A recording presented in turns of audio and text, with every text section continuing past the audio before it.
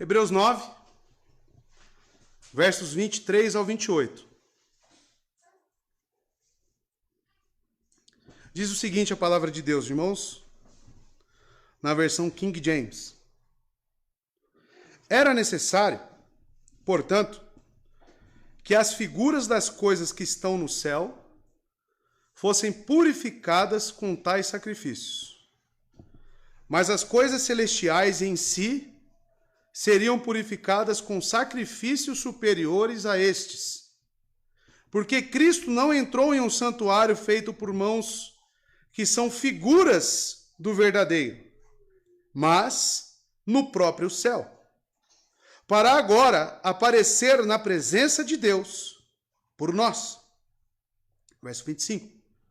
Nem também para se oferecer com frequência, como o sumo sacerdote entrava no lugar santo, de ano em ano, com sangue alheio. Verso 26. De outra forma, antes necessário fora que ele frequentemente sofresse desde a fundação do mundo. Mas, agora, na consumação dos séculos, uma vez por todas, se manifestou para aniquilar o pecado pelo sacrifício de si mesmo. E, como os homens está ordenado morrerem uma só vez, vindo depois o julgamento. Assim também Cristo ofereceu-se uma só vez para levar os pecados de muitos, e para que aqueles que buscam a Ele aparecerá pela segunda vez, sem pecado, para a salvação. Oremos.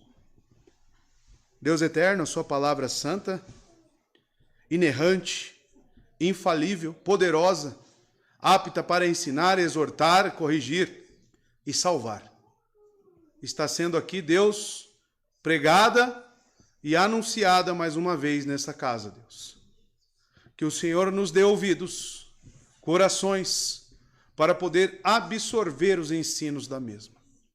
Que o Senhor me ajude, Deus, pois sou carente, pequeno, diante da grandeza do Senhor e das suas palavras. Me sinto constrangido, às vezes que apanho a sua palavra para ministrá-la, Deus. Pois sou indigno de tamanha honra e de tamanha graça. Que o Senhor, Pai de amor, pelo efeito da sua soberana vontade, possa efetuar em nós o teu querer, através das Escrituras. Nos ajude e nos conduza, Pai. É o que eu te peço no nome santo de Jesus. Amém. Amados, estamos na carta aos Hebreus, já no capítulo 9. E muito já foi exposto aqui dentro dos objetivos do autor, né? Então, para que você nunca se esqueça, mais uma vez aqui, a prática judaica da repetição ela é sempre muito válida, né? A estrutura deste livro, amados, é dividida em 3 partes, resumidamente, né? A grosso modo. Se você cavar, tem mais estruturas, né? Mas uma espinha dorsal, que nós sempre falamos aqui, é que o autor tem por intenção apresentar Cristo como substancial. Apresentar Cristo como representante de um pacto da graça. Como que ele vai fazer isso? Então ele tem um propósito de apresentar Cristo para judeus, povo hebreu. Então o povo hebreu é acostumado com qual religião? O que está arraigado no coração hebreu é a prática do judaísmo. Então ele está pregando para esse povo. Ele está pregando para judeus que vieram ao conhecimento de Cristo. E como que ele vai enfatizar, esclarecer que Cristo, ele é superior, que Cristo veio substancialmente para representar um povo. Pois em matéria de eleição e de representatividade, um povo judeu estava muito familiarizado. Então, amados, como que ele vai fazer isso?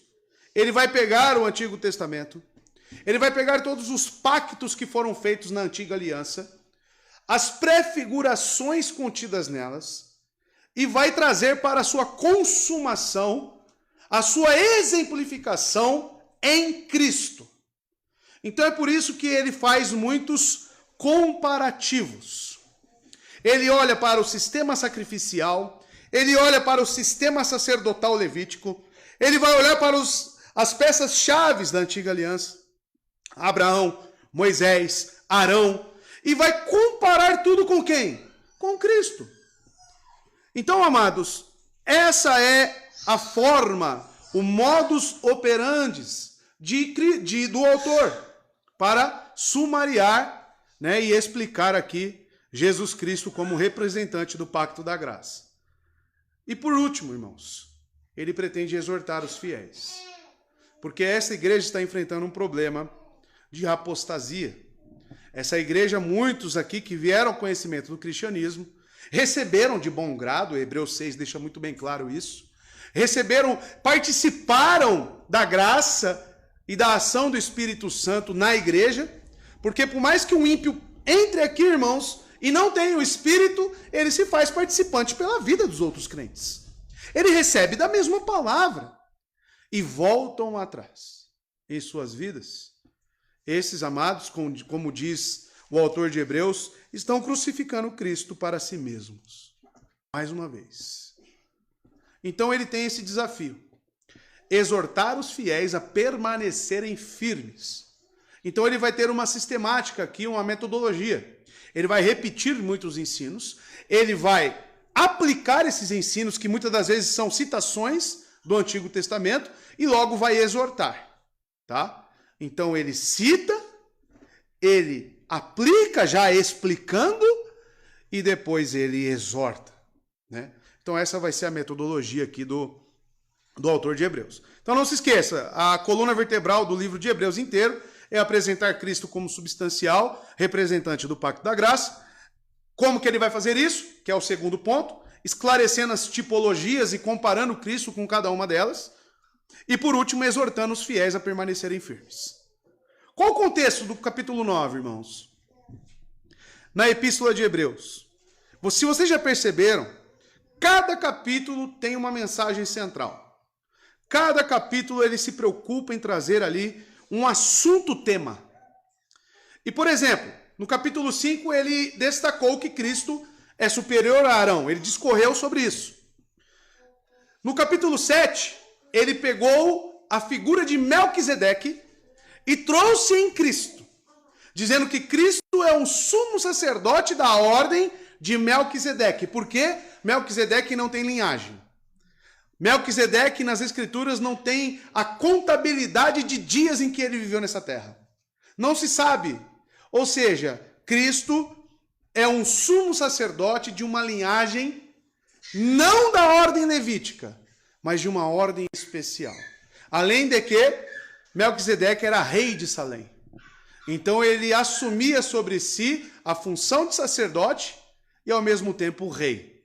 E Cristo é o nosso rei, e é o nosso sacerdote e também é o nosso profeta. Então, amados, o capítulo 9, Cristo vai ser aqui apresentado como o sacrifício perfeito. Então, o tema central do capítulo 9 é o sistema sacrificial. O capítulo 9 vai falar sobre os sacrifícios do Antigo Testamento, prefigurações, e por que aquilo era feito e em sinal do quê? Claro que era apontando para o sacrifício perfeito do Cordeiro de Deus, que tira o pecado do mundo. E é sobre isso que ele vai encerrar hoje aqui o capítulo 9. Vamos falar especificamente sobre o sacrifício de Cristo. Então os irmãos percebem uma característica do autor, né? Vocês percebem que ele, com frequência, ele fica repetindo alguns assuntos. O capítulo 9 ele fez muito isso. Ele utilizou dessa técnica, né, desse estilo de repetições, e é justamente para que seja gravado. Então, amados, veja, por exemplo, o capítulo 8 ele escreveu que como sumo sacerdote, Cristo entrou no santuário celestial. 8:2. Capítulo 8, verso 2, ele falou isso. Ele repete este tema no capítulo seguinte. Cristo veio como sumo sacerdote Ele diz, e passou pelo maior e mais perfeito tabernáculo, que não é feito pelo homem. Isso ele já disse no capítulo 9, verso 11. Viram ele repetindo? Uma vez mais ele retorna para este tema. Agora nos versos 23 a 28. E aqui nós veremos uma discussão sobre o serviço e os sacrifícios no tabernáculo. Com seu uso, eficácia por um lado, e por outro, o sacrifício de Cristo e a sua natureza. Então será mais um comparativo. Para apresentar o seu argumento através disso, irmãos. Ele faz isso para mostrar a virtude do sacerdócio de Cristo. Visto que ele era o mediador de uma nova aliança. Ele faz isso ao comparar um com o outro. Amados, um judeu, ele não tinha dificuldade em enxergar as alianças que Deus fez. Ele enxergava as alianças. Eles enxergavam os representantes das alianças. Só que no que tange a Cristo, a Jesus, eles tinham muitas dúvidas. Será mesmo? Esse que veio da Galileia? O pai dele não é marceneiro? Não é carpinteiro? Marceneiro já é mais atual, né? Esse aí? Então veja a dificuldade no primeiro século de pessoas que viveram. Muitos viram Cristo. Olhar para ele e falar, esse é o nosso representante. E conforme Isaías 53 fala que quem olhava para ele não tinha qualquer beleza. Então, amados, eu entendo por um lado a dificuldade do povo judeu. Mas por outro lado eu vejo um autor aqui, um pastor, que Deus enviou, comissionou, justamente para esclarecer esses pontos. Então, amados, esse vai ser o trabalho nos versos 23 a 28.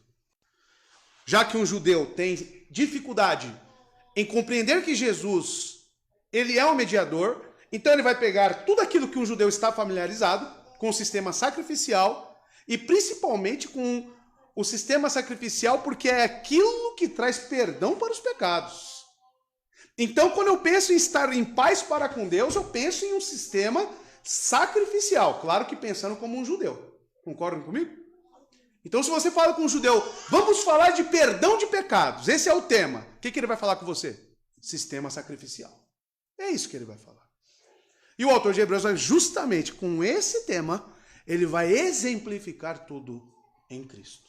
Vamos entrar no texto. Agora eu utilizarei aqui a João Ferreira de Almeida, tá? Revista e atualizada, a ARA. E vamos aqui trabalhar. Hoje eu vou trabalhar um pouco diferente, tá, irmãos? Eu tô com um material novo lá em casa, de gramática grega. Estava até ensinando minha esposa, né? Ela saiu correndo. Mas não se assuste. Vou tentar ser o mais lúdico e objetivo possível, tá? Primeiro verso 23. Era necessário, portanto, que as figuras das coisas que estão no céu fossem purificadas com tais sacrifícios. Mas as próprias coisas celestiais com sacrifícios melhores do que este.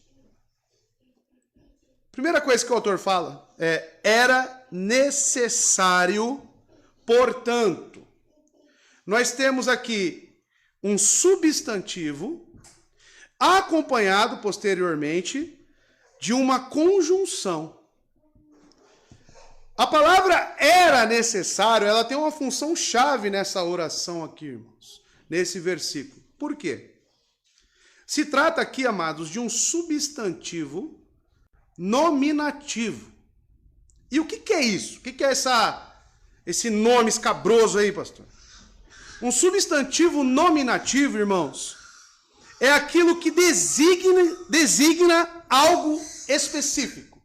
Ou seja, um grego, ele chamava esse substantivo nominativo, na sua gramática, de o caso que denomina. Então é aquilo que direciona, especifica. O termo é necessário, do grego anake. Esse substantivo, irmãos, na gramática grega, é o que vai trazer a definição, vai denominar todo o conteúdo deste versículo. E o que era necessário? Aí ele aplica uma conjunção on. Aí, da onde que vem essa conjunção? Por que ele aplica ela? Justamente para continuar aquilo que ele já vinha discorrendo nos versos anteriores, que nós paramos no 22. Vamos lembrar? Verso 21 e 22. Além disso, ele aspergiu com sangue tanto o tabernáculo como todos os vasos do ministério. Aqui ele está fazendo citações do Pentateuco, estão lembrados? No caso, Moisés. No verso 22, e quase todas as coisas, segundo a lei, se purificam com sangue. E sem derramamento de sangue, não há remissão. Então ele precisa agora continuar discorrendo sobre isso, porém aplicando em Jesus Cristo. Então é necessário, não se esqueça desse substantivo, porque é ele que vai denominar tudo, é ele que vai trazer sentido para tudo, o necessário, e a conjunção on, no grego on, tá? E claro, amados, o autor vem discorrendo sobre essa eficácia, como acabamos de ler no verso 21 e 22, a necessidade do sangue. E nas duas administrações, ou seja, nas duas alianças, tanto na antiga aliança como na nova aliança, o que as duas têm em comum? Sangue. As duas têm a necessidade de derramamento de sangue. E se vocês recordarem, semana passada, ele fez uso de uma alegoria. Estão lembrados? Justamente para falar dos pactos. Ele falou que não existe testamento. Aí eu penso, Antigo Testamento e Novo Testamento. Não existe testamento aonde eu posso ser beneficiado por ele se o testador não morrer. Não é assim que funciona o testamento em vias legais? Precisa morrer para que os bens sejam distribuídos? Nos pactos, nas duas administrações, irmãos, a mesma coisa acontece. Era necessário sangue no Antigo Testamento para que houvesse, de alguma forma, perdão? Sim. E no Novo, não mudou. Então, amados, essa denominação, esse é o tema central desse verso. A necessidade de sangue. E aí ele vem dizendo que as figuras das coisas que estão no céu. Opa! Ele já fez esse trabalho. Ele já falou de figuras. Ele falou, por exemplo, vamos revisitar, capítulo 8, verso 5.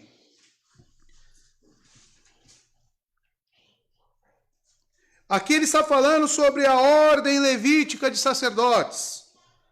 E ele diz que servem ao exemplo e sombra das coisas celestiais. Ele também fez isso no capítulo 9, verso 9, no mesmo que nós já estamos. Onde ele fala que isto era uma figura que se refere ao tempo presente, no qual eram oferecidos tanto os dons como os sacrifícios, que não podiam aperfeiçoar o que realiza o serviço. Então ele está falando aqui do quê? Do dia da expiação, quando o sacerdote oferecia sacrifício tanto para si mesmo quanto para o povo. É isso que ele está falando. Ele está dizendo que todas essas coisas eram figuras. A palavra grega para figuras aqui é upodeigma. E o que significa isso? Um sinal. Mas que tipo de sinal? Um sinal sugestivo. Então é como se lançasse algo que já apontasse, já desse uma sugestão. Olha, isso aqui está se referindo àquilo. E não propriamente isso é o que vocês querem.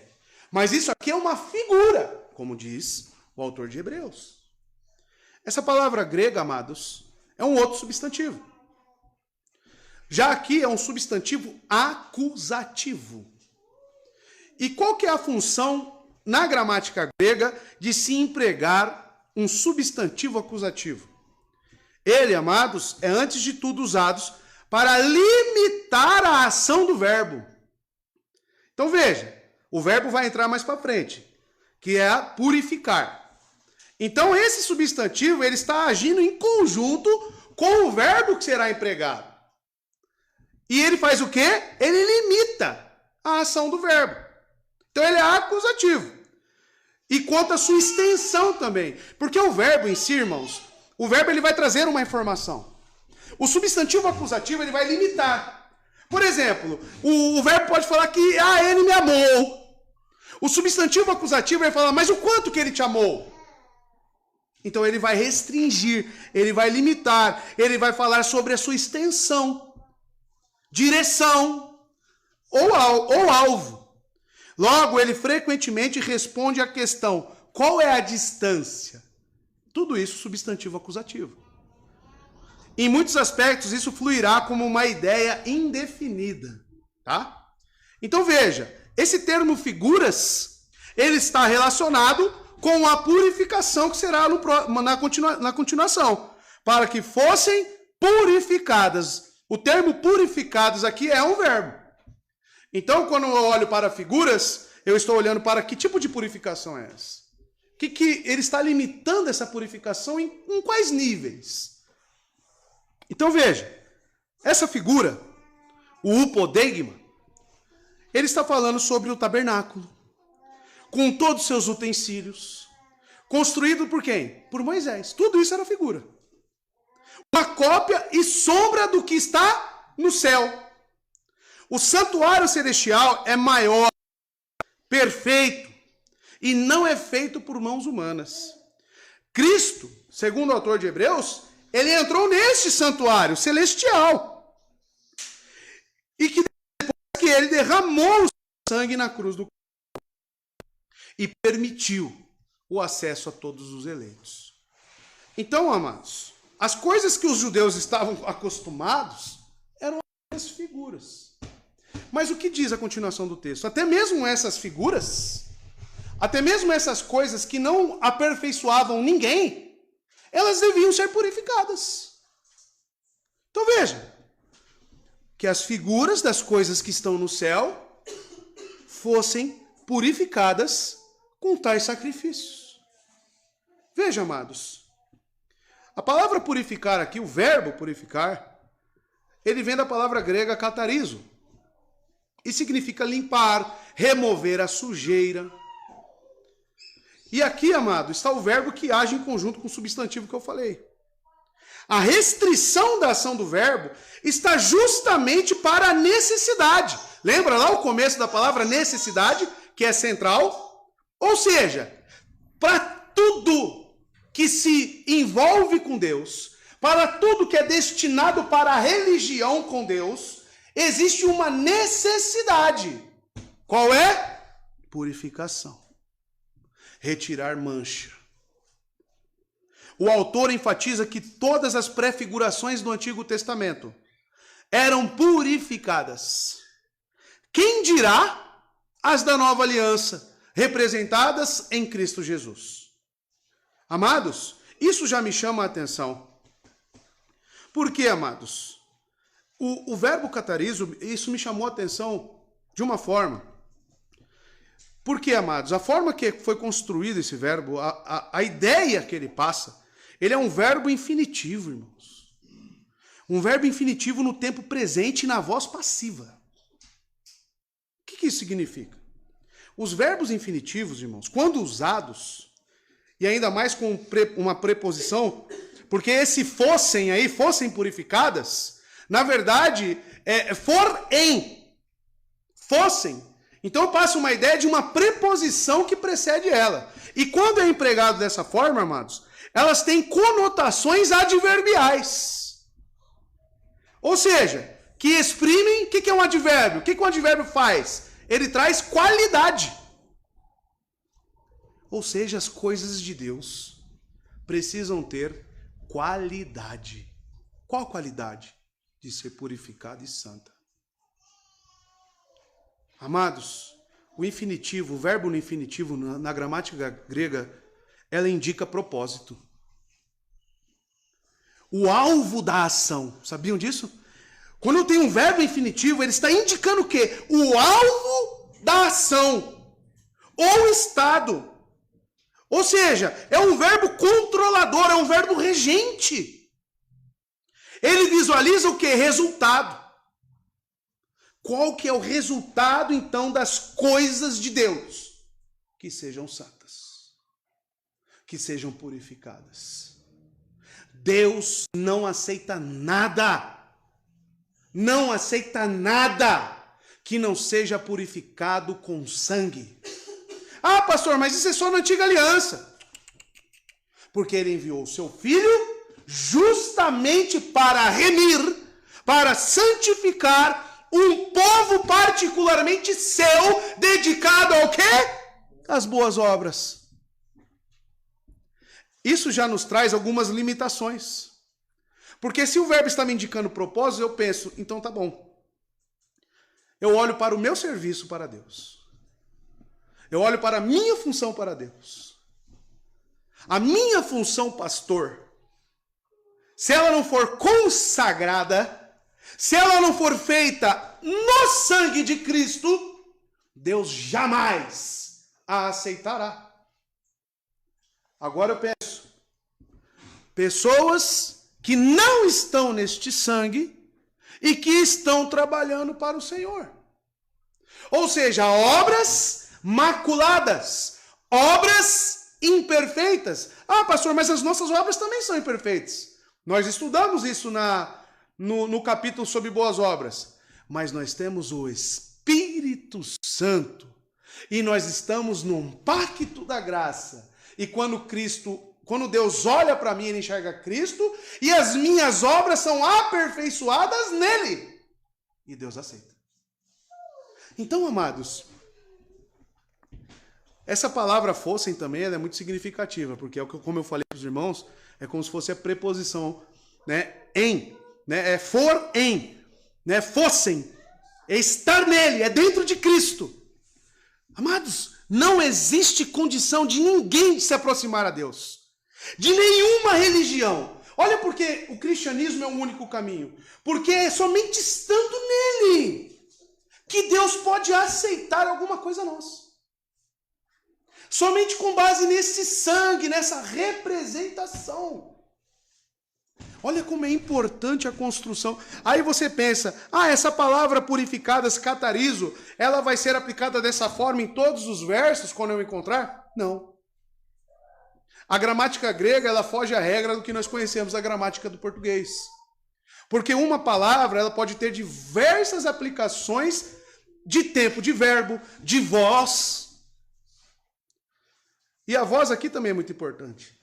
Por quê? Como eu disse, ela está na voz passiva. E o que isso significa, amados? A voz passiva é o sujeito que sofre a ação do verbo. Então, quem purifica? Quem é o sujeito? No caso do Antigo Testamento, precisava do animal para purificar. No Novo Testamento, então, o sujeito tem que sofrer a ação do verbo de purificar. Ou seja, em Cristo apenas existe purificação. Olha, amados, quantas coisas nós conseguimos ir analisando, ir retirando do texto. E o texto continua. Mas as próprias coisas celestiais, com sacrifícios melhores do que estes. O que ele fez aqui então? Comparou o antigo com o novo. Ele disse, se o antigo exigia purificação com sangue, quanto mais as celestiais. Com sacrifícios de que tipo? Melhores do que esses. Então veja, o autor de Hebreus se refere ao sangue de Cristo. O sacrifício como sacrifícios melhores. Essas palavras, irmãos, sacrifícios melhores, está querendo se referir ao quê? Ao sangue precioso de Jesus Cristo. É isso que purifica. É isso que nos torna aceitáveis a Deus. Crer no sangue derramado naquele madeiro. Crer na obra expiatória de Cristo. Na obra redentiva de Cristo. Então, amados, perceba que ele fala de sacrifícios no plural. E refere-se ao sangue de Cristo. Por que no plural? Porque o sangue de Cristo, ele purifica, amados, todas as pessoas todas as obras dos santos. Um só sacrifício é o suficiente para remir todos os eleitos de todas as épocas e, além disso, as suas obras também. Quantas vezes você se sentiu indigno de fazer algo para o Senhor? Amados, esse sentimento, ele é saudável até certo ponto. Mas aonde que ele perde força? Quando você olha para o sangue de Cristo. Você acha que eu sou digno de estar aqui pregando hoje? O que me habilita? O sangue do Cordeiro. O sangue do Cordeiro me habilita a estar aqui.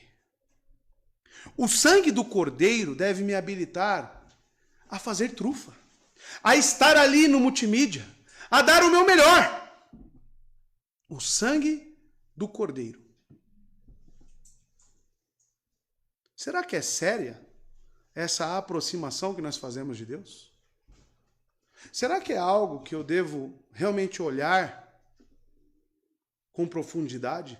Não é apenas se envolver. Não é apenas sair fazendo.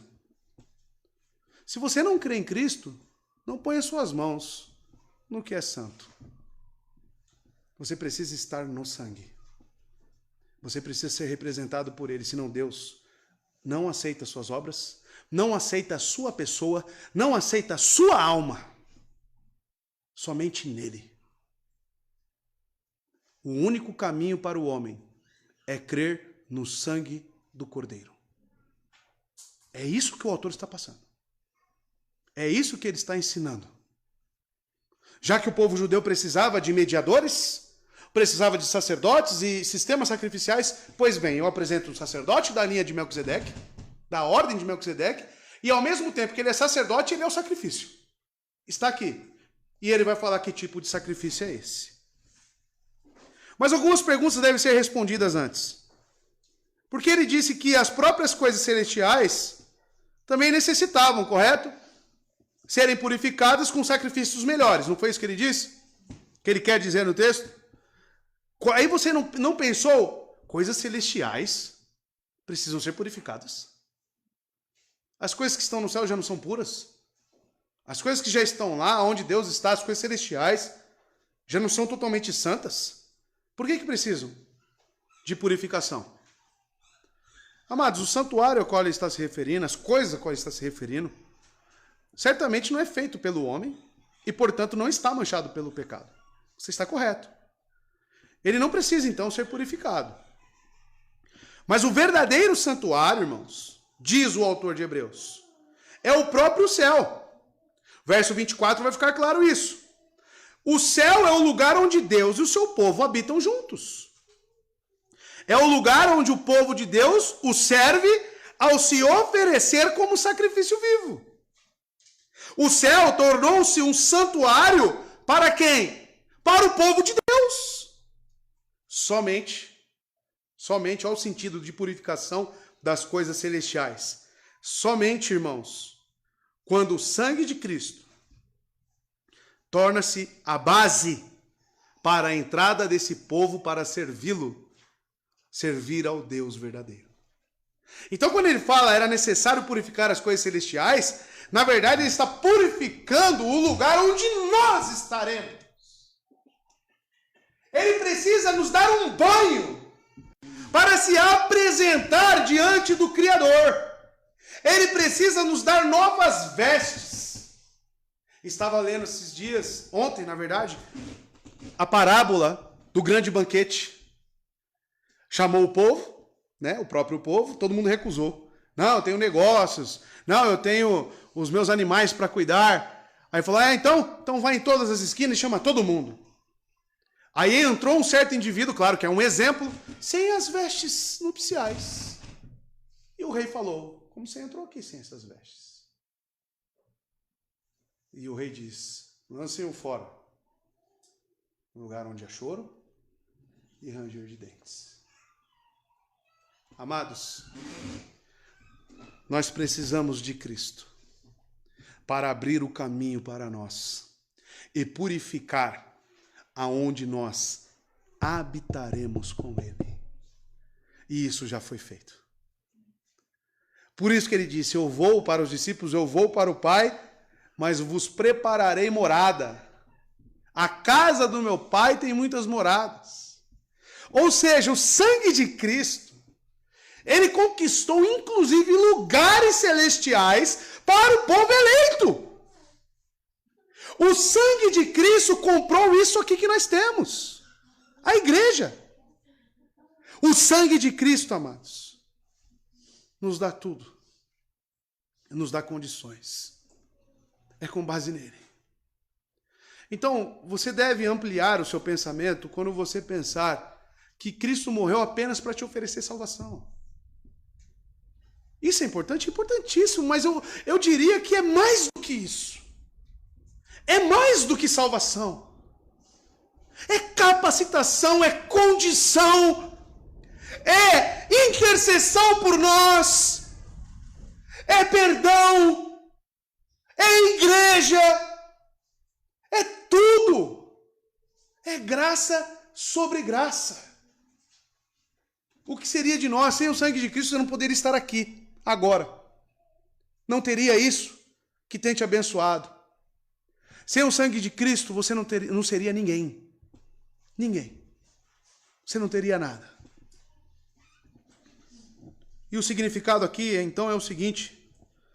Então, visto que sobre o regime da lei havia tipos, figuras terrenas do que das coisas celestes, das coisas espirituais, assim o rito de expiação era também carnal.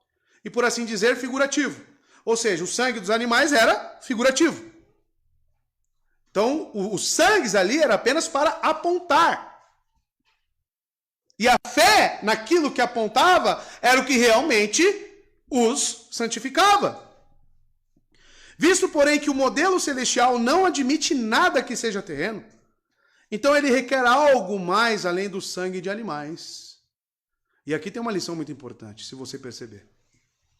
Deus exige, então, algo para santificar essas coisas celestiais, ou seja, tudo que nós fazemos e se relacionamos com Deus, ele exige uma purificação de algo mais excelente, correto?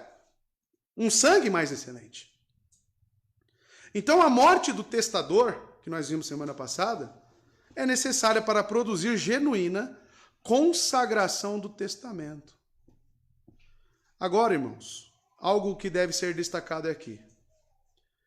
Como que as pessoas querem se aproximar de Deus? Com base nos seus próprios feitos e nos seus próprios méritos. Como que alguém pode ter a coragem de fazer uma oração para Deus? Mas Deus, olha aqui o tanto de coisa que eu estou fazendo para você. Você já orou assim? Deus, eu estou lá todo domingo, toda quarta-feira e toda sexta-feira e estou passando por isso. O que você está falando para Deus? Que o que te faz merecedor da sua graça e dos seus cuidados é aquilo que você produz e que você está fazendo, e não o sangue de Cristo. E salvação por obras? E pessoas que colocam outras coisas para se interligar a Deus? Pessoas que vêm à igreja por outros motivos. Eu vou para a igreja, eu preciso da igreja para ser um cidadão melhor. Eu preciso da igreja para que a minha família seja trabalhada e construída. Não, você deveria estar aqui por estar conectado no sangue de Cristo.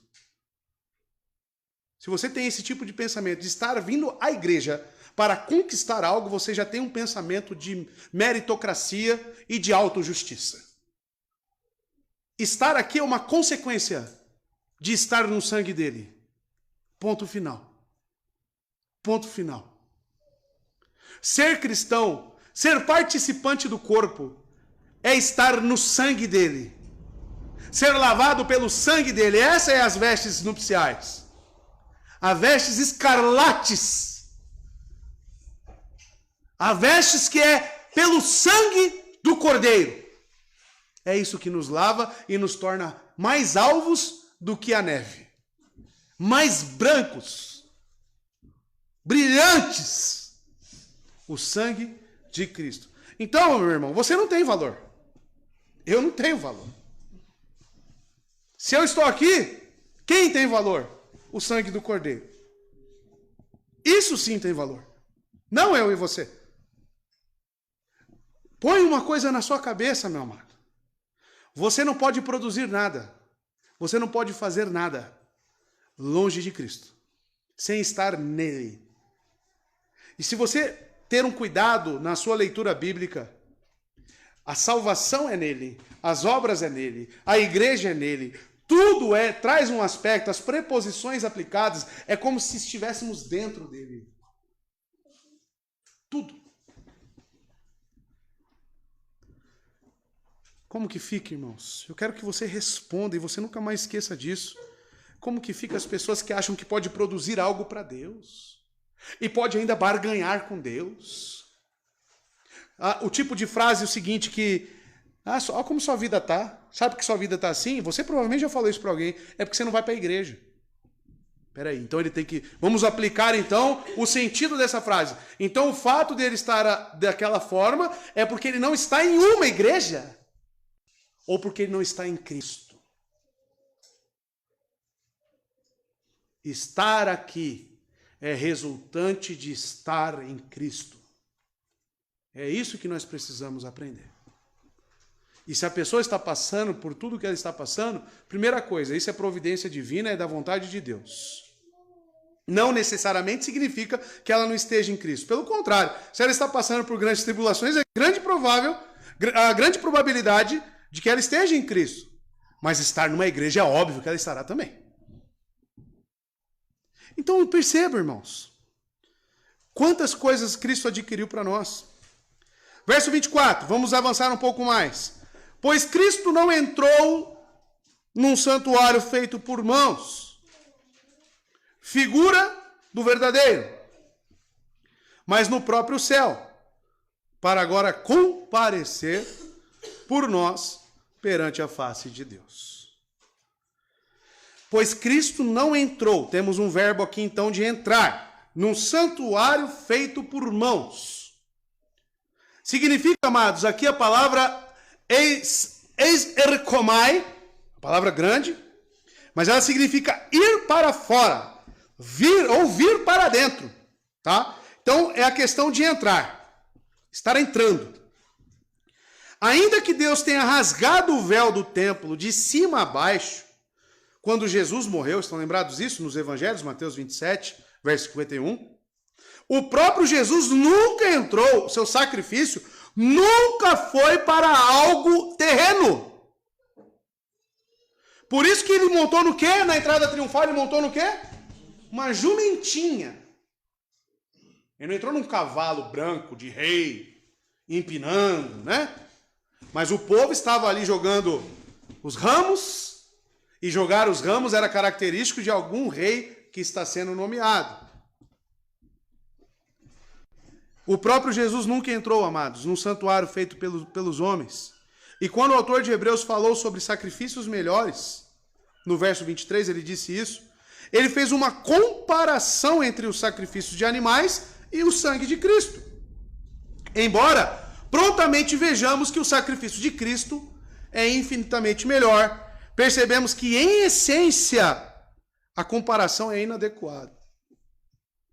Eu não posso comparar o sangue de Cristo com o sangue de animais. É claro que ele faz isso de uma maneira a exemplificar, mas em essência, tem comparação o que o sangue de animais adquiria para o povo, se é que eu posso dizer que é quase nada, do que o sangue do Cordeiro de Deus? Não se tem comparação, irmãos. O verbo aqui entrou, é um verbo indicativo no tempo aoristo.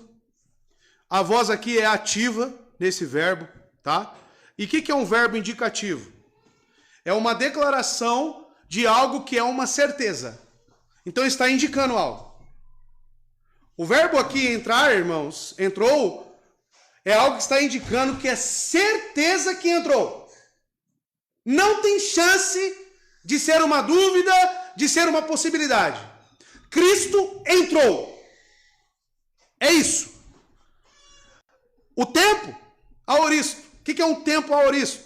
Essas coisas é bom os irmãos já irem, se familiarizando. Amados, O tempo aoristo, ele traz uma ideia, eu vou aqui exemplificar que é mais fácil. É como se tirasse uma foto. É quando você pega uma foto lá dos seus antepassados, né, do seu tataravô lá com a enxada na mão. Quais as coisas que você pode afirmar com aquela foto? Meu tataravô capinava o terreno.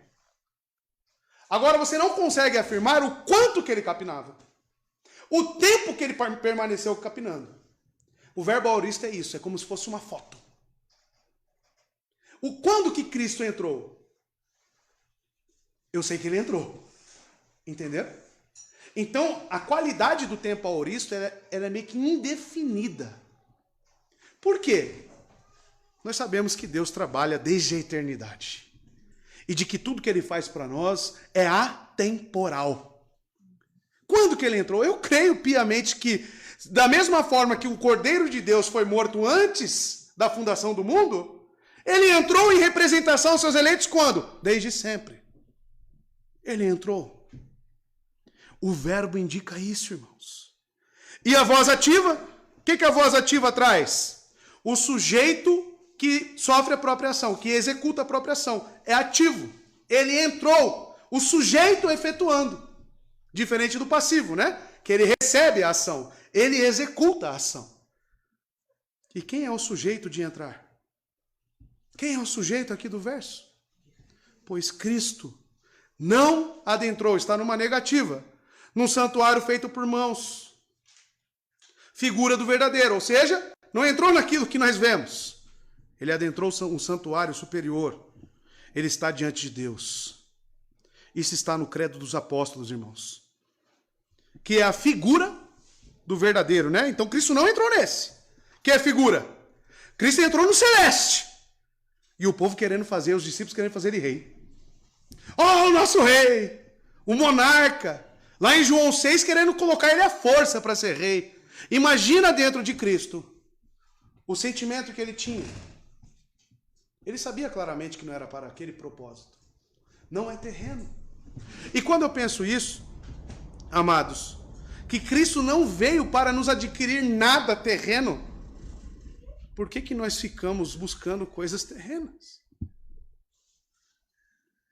Você conhece pessoas que usam do cristianismo para ter acesso a benfeitorias terrenas ou a benéfices terrenas? Eu conheço diversos cristãos que compram ou trocam de carro e falam: olha aqui como Jesus está comigo, eu troquei de carro. No mínimo estranho isso. Biblicamente falando, no mínimo estranho. Então você quer dizer para mim que o cara que tem uma bicicleta, ele não tem Cristo? Ou o cara que anda de ônibus ou a pé, Cristo está mais com alguém que está de carro do que alguém que anda a pé? É isso que você está querendo me dizer? Temos que parar de querer assimilar Cristo com coisas terrenas. Nós temos que parar de fazer Cristo como trampolim de coisas terrenas. Ele veio com propósitos espirituais e celestes. E o texto deixa isso muito bem claro. Ele não adentrou a santuários feitos por mãos. Por que ele diz isso? Porque um judeu, ele estava querendo ser salvo por coisas terrenas. O homem não pode produzir nada, irmão. O homem não pode querer nada material e usar Cristo para isso. Por isso que o cristianismo é negar a si mesmo. Por isso que as obras requeridas de nossas mãos, quais são as obras requeridas de nós? Que creiamos em quem? No Filho de Deus. Porque nele as minhas obras são aceitas. Porque são geradas por ele próprio, não por mim. Amados, nós não geramos nada.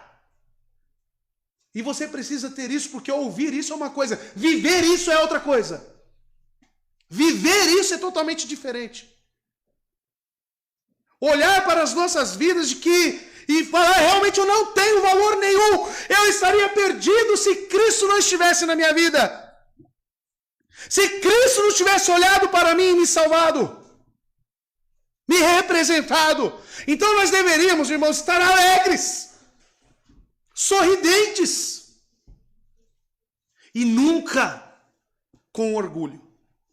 Orgulho do quê? Preguei em Gênesis que nós viemos do pó. Você vai ter orgulho do quê? E ele vai falar sobre isso no final, com outras palavras, né? Que cabe ao homem morrer uma só vez. Você vai voltar para o pó. Será que o autor, você já pegou aqui a essência do que ele está querendo passar? A necessidade e a importância de Jesus Cristo? Mas o próprio céu, diz ele, aonde Cristo entrou, então, adentrou o próprio céu para agora comparecer, temos outro verbo aqui, por nós perante Deus. Comparecer por nós perante Deus. Tira Cristo, então, o que sobra? Essa palavra comparecer no grego vem do emfanizo, que significa manifestar, exibir, tornar visível. E se ele comparece perante nós, a ideia é a seguinte, eu já vou falar do verbo para os irmãos. É como se diante de Deus nós não existíssemos. Destituídos estão da glória de Deus. O que é isso? O que isso significa? Que perante Deus você está destituído sem Cristo. Você não existe. O que Cristo diz quando chegam lá? Senhor! Mateus 7. Olha, expulsamos demônios. Fazer, hein? Fazer. Pregamos o evangelho. Fazer. E Cristo vira para eles e diz, apartai-vos de mim, eu não vos conheço. Se Cristo não conhece, o Pai conhece? Não conhece. Não conhece.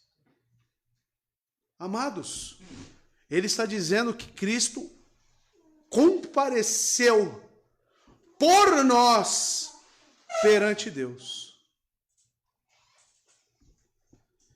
Veja, amados, que o escritor da epístola observa o primeiro santuário do qual Cristo não entrou, porque é uma negativa, ele não entrou num santuário feito por mãos, por quê? Porque era uma cópia, era uma figura do original, feita pelo homem. E segundo o autor, ele observa que Cristo entrou no próprio céu, e por implicação, no verdadeiro santuário. Ele entrou no céu como sumo sacerdote. O por nós aqui tem uma ideia de estar intercedendo, de estar advogando a nossa causa.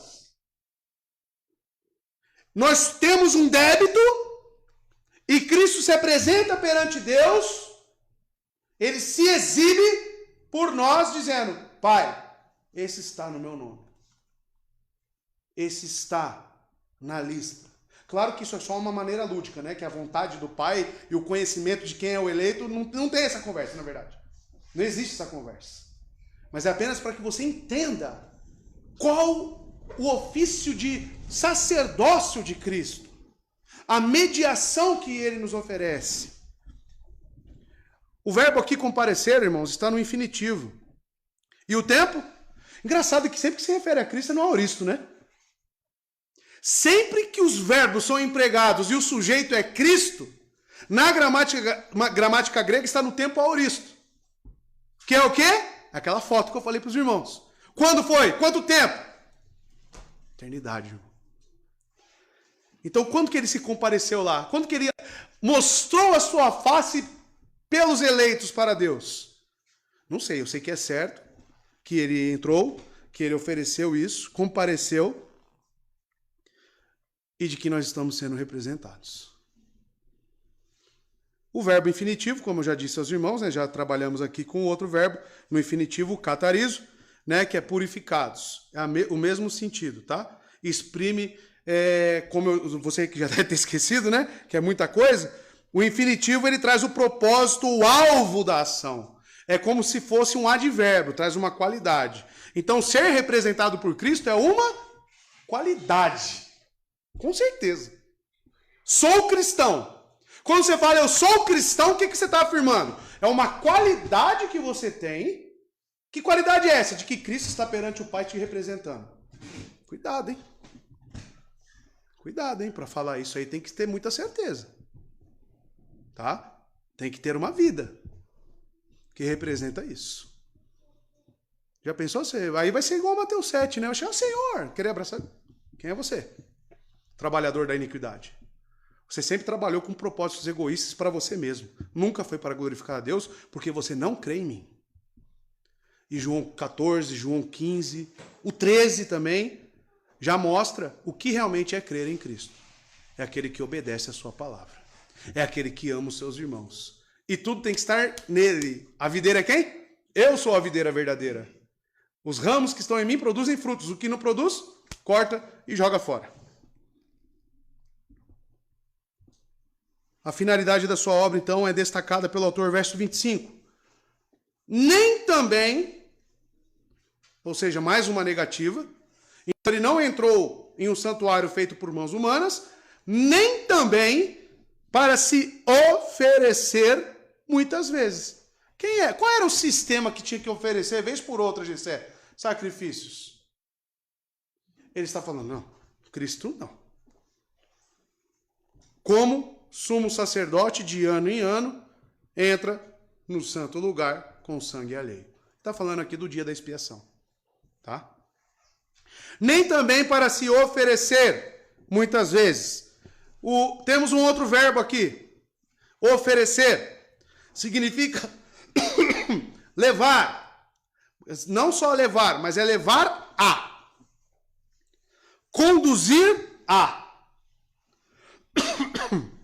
Segundo a gramática grega, o verbo indica a ação de Cristo, se diferenciando dos sacrifícios terrenos dos sacerdotes.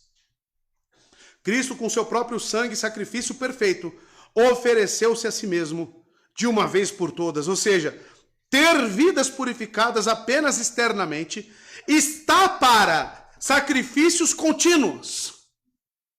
Podemos revisitar o tema de 6:6. Porque quando o autor diz aqui que Cristo não adentrou um santuário feito por mãos humanas e nem precisa ficar oferecendo o seu sacrifício contínuas vezes, aí eu cruzo com as palavras que o próprio autor disse no capítulo 6, verso 6, se eles caírem, sejam outra vez renovados para o arrependimento, visto que eles crucificaram para si mesmo o Filho de Deus, expondo em uma vergonha aberta.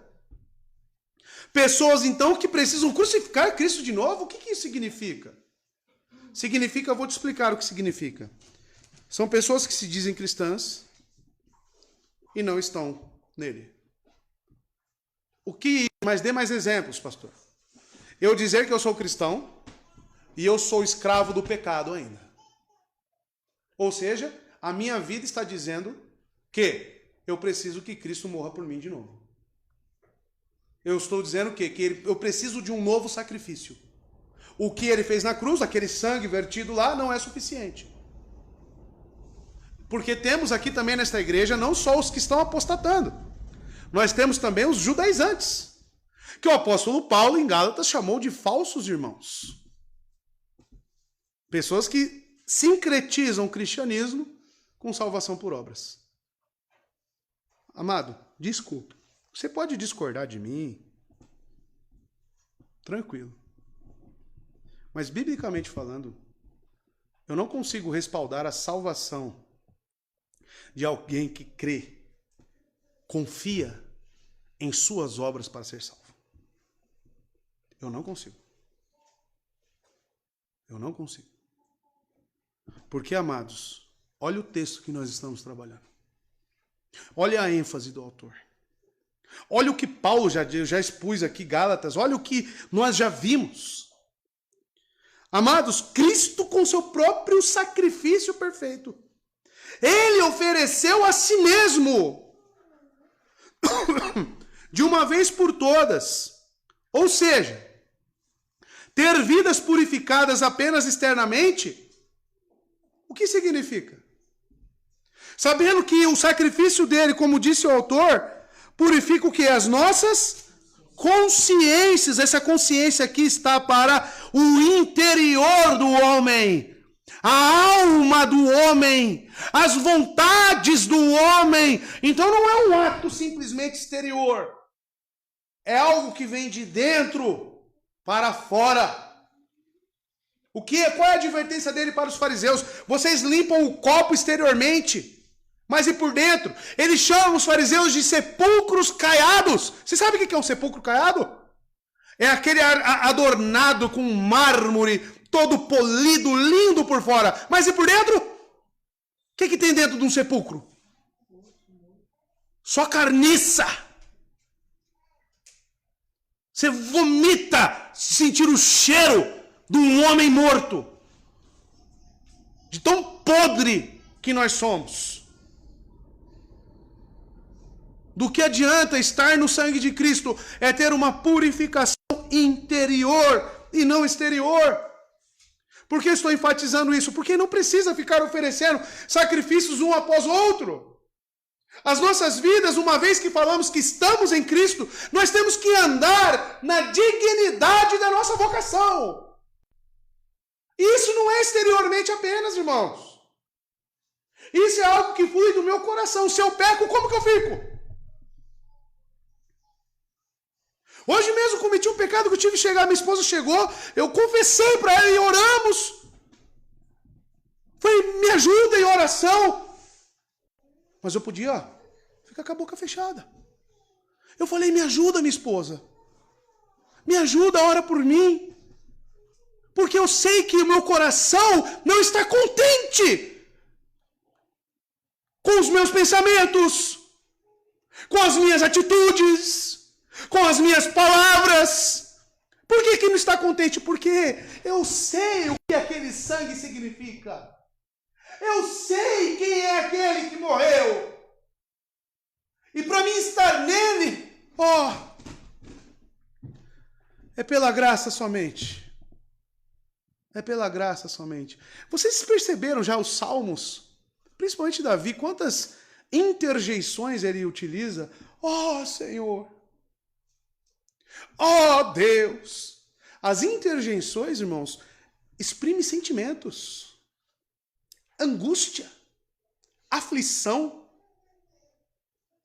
A coisa mais agonizante para um eleito de Deus é viver neste mundo e viver neste corpo.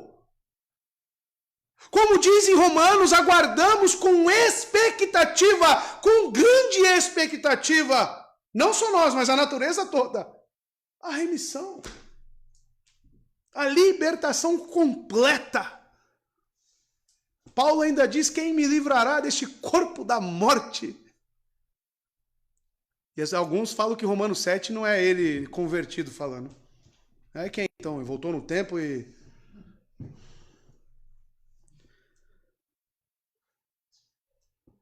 Verso 26. Então Cristo também não entrou para oferecer muitas vezes como sacerdote, no dia da expiação. 26. De outra forma, necessário lhe fora padecer muitas vezes desde a fundação do mundo.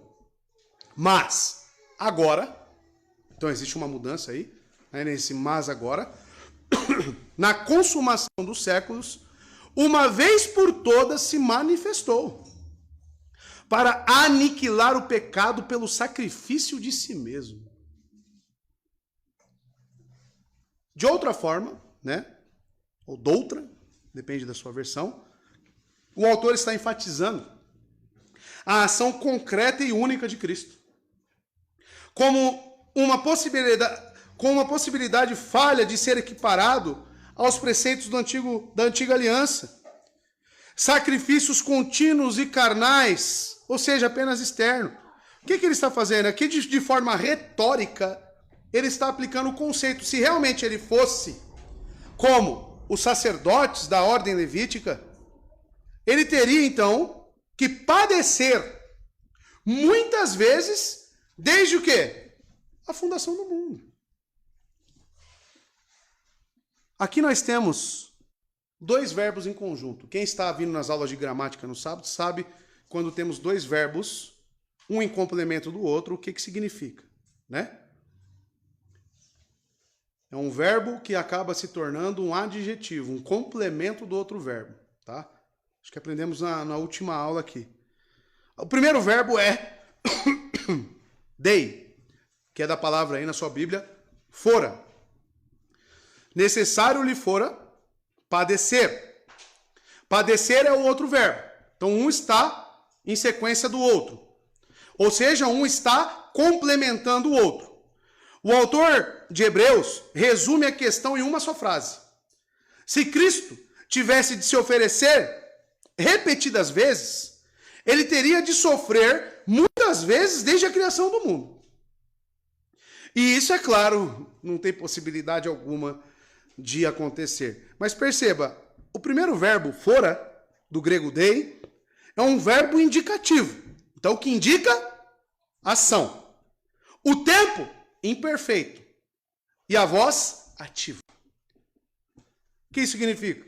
O modo indicativo é uma declaração, uma apresentação de certeza.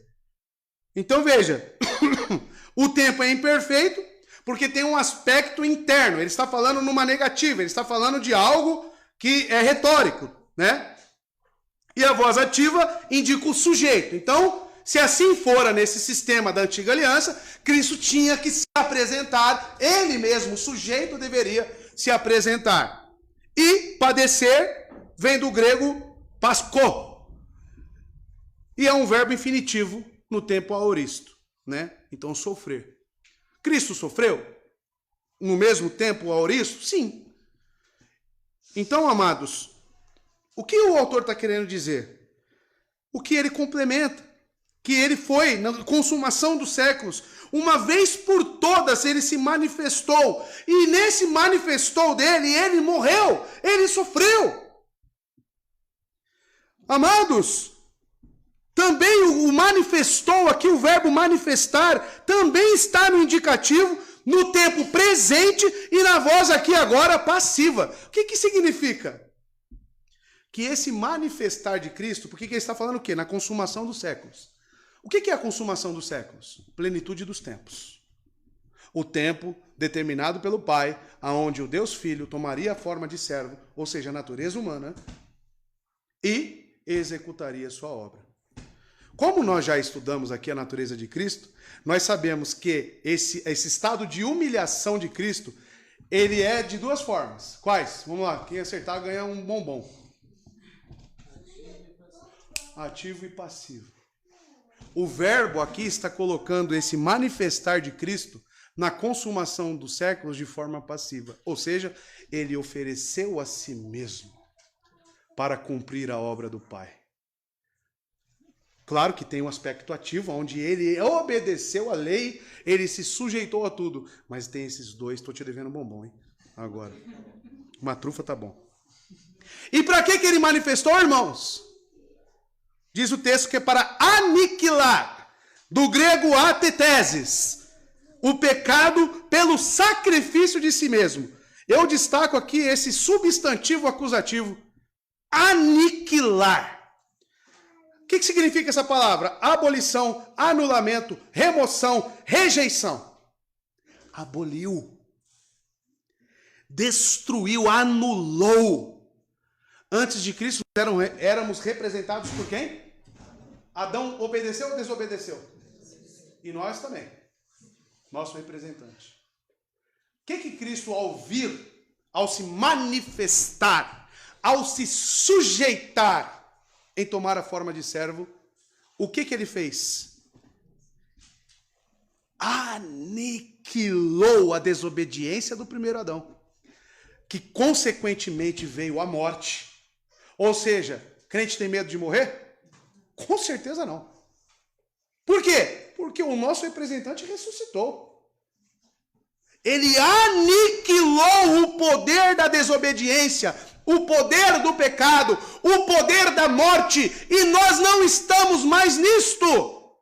Nós somos representados pelo perfeito, pelo ungido de Deus, Deus, o que ressurgiu ao terceiro dia, ascendeu ao céu e está à destra de Deus Pai, intercedendo por nós.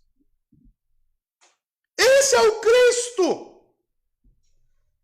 É isso que o sangue de Cristo nos oferece e nos coloca. É o que diz Gálatas 3,13, que ele se fez maldito por nós. Ele se sujeitou passivamente por isso. Você vai escrever, né, sobre a humilhação de Cristo, né? Cristo nos redimiu da maldição da lei, quando se tornou maldição em nosso lugar. Pois está escrito, maldito todo aquele que for pendurado no madeiro. Ele se fez maldito, porque nós éramos malditos, e para nos tirar da maldição. Qual maldição? Da morte, da desobediência e da representatividade de Adão. Essa é a ideia central do autor de Hebreus. É isso que ele quer nos trazer. Só para destacar a gramática e como eu vou trazer ainda, irmãos, para essa igreja, depois desse curso de gramática de português, se Deus assim permitir, um curso de gramática grega para que você leia a sua Bíblia com qualidade. Porque o que eu estou fazendo aqui não é para ficar me aparecendo, porque vocês me conhecem. Mas é porque uma palavra, ela muda completamente o sentido do texto. A aplicação, o que sugere o verbo, a etimologia da palavra, o que ela já te fornece de informação. Você consegue extrair doutrinas de uma palavra só. Por quê? Porque ela está nos manuscritos originais. Originais. Essa palavra que é aniquilar é um substantivo acusativo. E o que é um substantivo acusativo? É, antes de tudo, usados para limitar também a ação do verbo quanto à extensão. Então limita o quê? A direção ou alvo. Limita o pecado. É acusativo, ou seja, aniquila o quê? O pecado.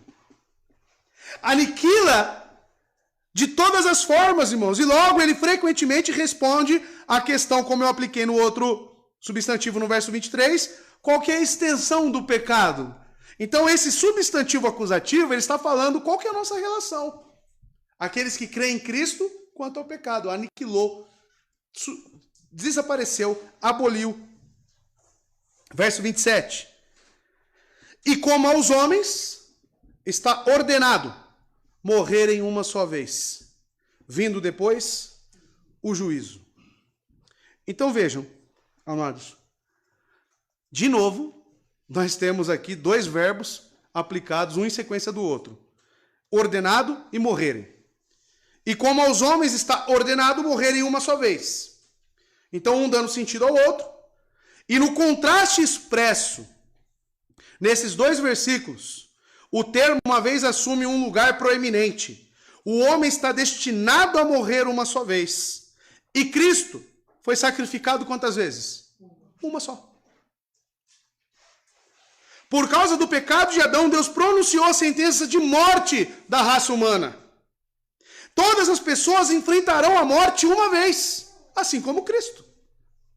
Então cabe a você viver uma só vez. Então tudo que você faz nessa vida, como você lida, qual a sua confiança em Cristo, qual a sua dependência dele, como você se porta diante do cristianismo, como nós cantamos no Salmo 26. Isso é o que reflete se você está realmente no sangue de Cristo. A forma como você vive representa a forma como você morrerá. A forma como você vive representa a forma como você morrerá. Como você tem vivido? Ao homem está ordenado morrer uma só vez. E ele faz isso em contraponto do que ele acabou de falar de Cristo.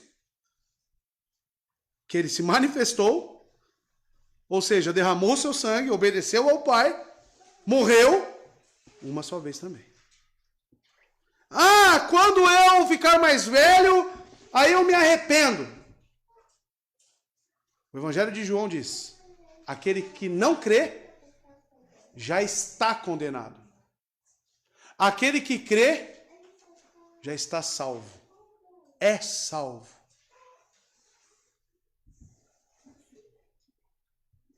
Amados,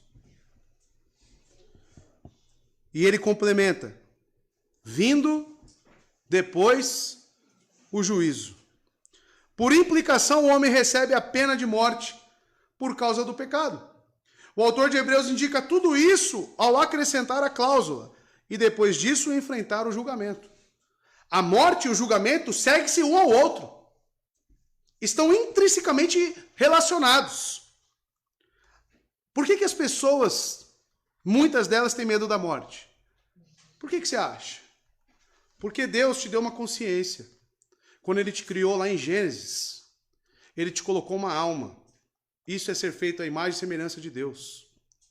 Então, no seu interior, de cada indivíduo, de cada ser humano, ele sabe que existe um prestar de contas. Ele sabe, porque ele foi criado com esse dispositivo de adorar a Deus. E quando ele não faz isso, quando ele não glorifica a Deus, a sua vida é uma rejeição aberta, ele teme a morte. Por quê? Porque o que segue a morte é o juízo. Quem enfrenta a morte de cabeça erguida? Aqueles que tiveram as suas consciências purificadas. A morte se torna para esses das consciências purificadas anfitriã.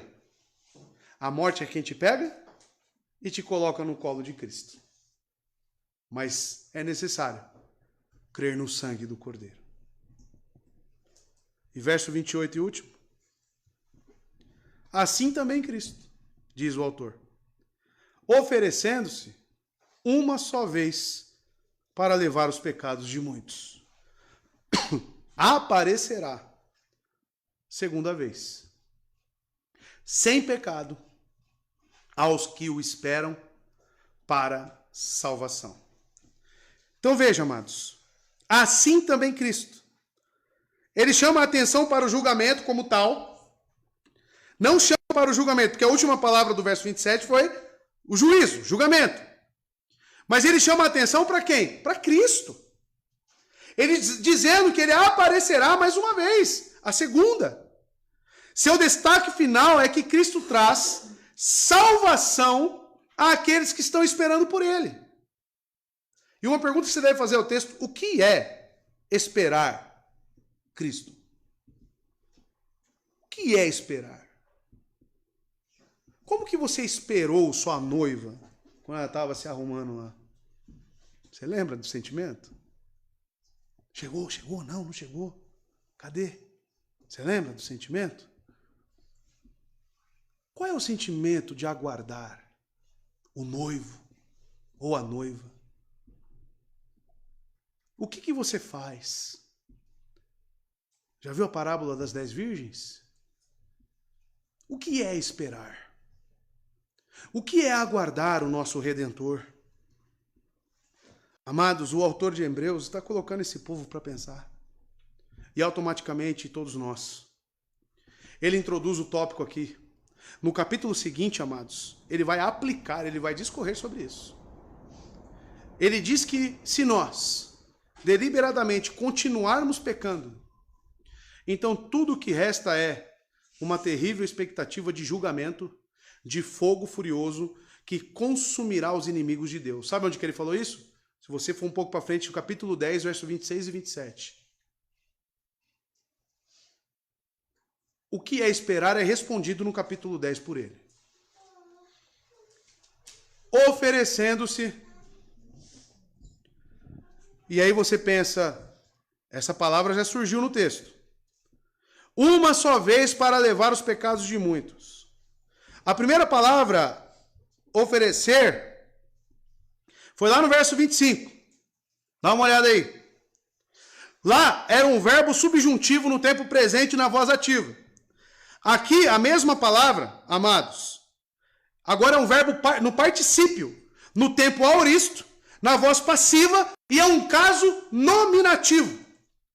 Mudou tudo. A aplicação é completamente diferente. Eu vou explicar o porquê. O autor diz, oferecendo-se, do grego, a mesma palavra, próspero, uma só vez para levar os pecados de muitos. O Messias foi sacrificado uma vez e aparecerá novamente. No contexto do capítulo, irmãos, o escritor deixa claro que Cristo ofereceu-se como sacrifício pelo pecado. E, portanto, as palavras foi sacrificado devem ser entendidas dentro do contexto na qual elas são usadas. Ou seja, Cristo ofereceu-se a si mesmo, ou seja, teve a passividade dele, com o propósito de remover os pecados de muitas pessoas. Tito 2,14, ele adquiriu para si mesmo, purificou o povo. Qual que é a característica do povo dele? Agora, o emprego aqui do verbo, irmãos. O verbo particípio, tempo aoristo na voz passiva e o caso nominativo. O particípio aoristo normalmente denota um tempo antecedente ao verbo principal. O nominativo é o caso da designação específica. Os gregos chamam de o caso que denomina. Ou seja, Cristo aqui, numa situação de um tempo aoristo, ou seja, que foi feito e não se sabe, então passa uma ideia de eternidade, na voz passiva, ou seja, é o sujeito passivamente recebendo a ação do verbo, ele ofereceu-se. A designação de Cristo, o ofício de Cristo no pacto da graça é oferecer-se. Não tem dúvida. É somente isso. A sua morte está para os seus eleitos. E diz a palavra de Deus que ele aparecerá pela segunda vez, sem pecado, aos que esperam para a salvação. Cristo não só completou a sua obra como sumo sacerdote, ele também deu-nos a promessa de que voltará. As Escrituras são muito claras sobre o retorno de Cristo, irmãos. É uma promessa mencionada repetidas vezes. Quando Cristo retornar, diz o autor de Hebreus, ele não virá para remover o pecado. Essa tarefa ele já completou, que está aqui na palavra ofereceu-se. Por que ele virá então na segunda vez? Para julgar. Por isso que as palavras de João tomam corpo aqui. Aquele que não crê já está condenado. Aquele que crê está salvo. Não existe tempo. A salvação é agora. A salvação é hoje. Na pregação do Evangelho. Amados, se vocês...